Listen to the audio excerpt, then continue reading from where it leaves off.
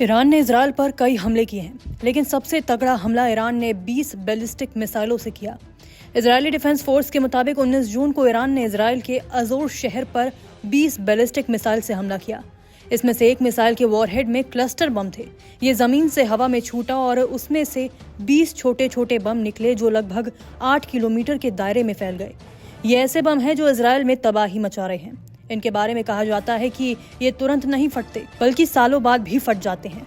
आखिर इनके इस्तेमाल पर पाबंदी क्यों है और इससे पहले ये कब प्रयोग में आए थे? क्लस्टर बम एक ऐसा हथियार है जो किसी एक इलाके में जाकर सबम्यूनिशंस छोड़ देता है।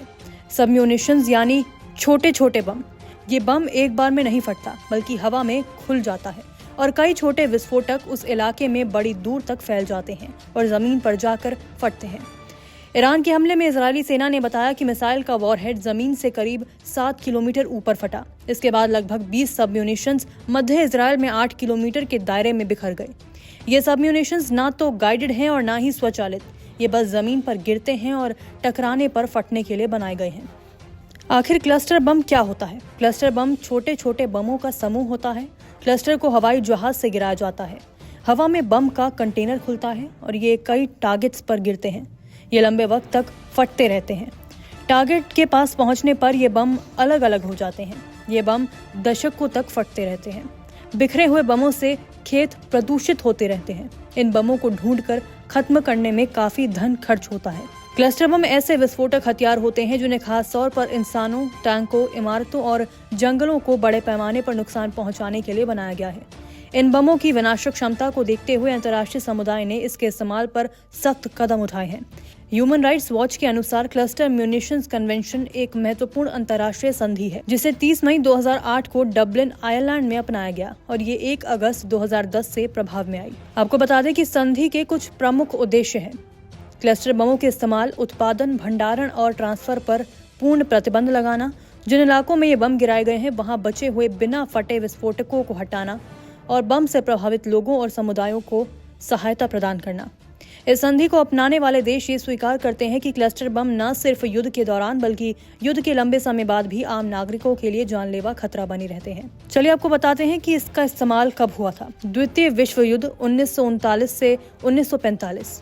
जर्मनी ने SD-2 बटरफ्लाई बम का इस्तेमाल द्वितीय विश्व युद्ध के दौरान किया। ये हमला 1943 में इंग्लैंड की ग्रिम्सबी शहर में हुआ। यहाँ 1000 से अधिक क्लस्टर बम गिराए गए थे। सोवियत संघ ने कुर्स्क की लड़ाई में इनका यूज किया था।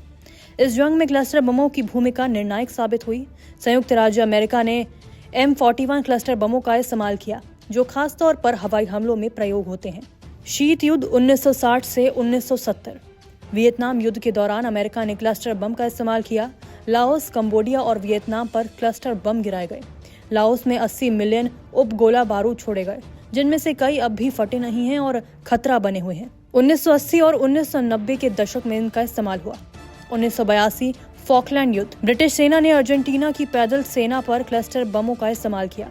1991 खाड़ी युद्ध। अमेरिका और सहयोगियों ने इराक व कुवैत में 61,000 क्लस्टर बम गिराए। 1992 से 1995 बोस्निया युद्ध।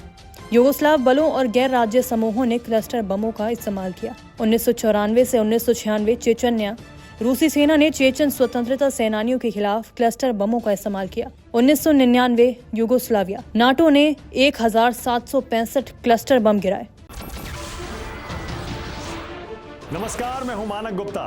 अगर आपको हमारा ये वीडियो पसंद आया हो तो इसे लाइक और शेयर जरूर करें और हाँ, हमें सब्सक्राइब और फॉलो करना ना भूलें ताकि आप देश और दुनिया की कोई खबर मिस ना करें। तो जुड़े रहिए हमारे साथ और देखते रहिए न्यूज़ 24।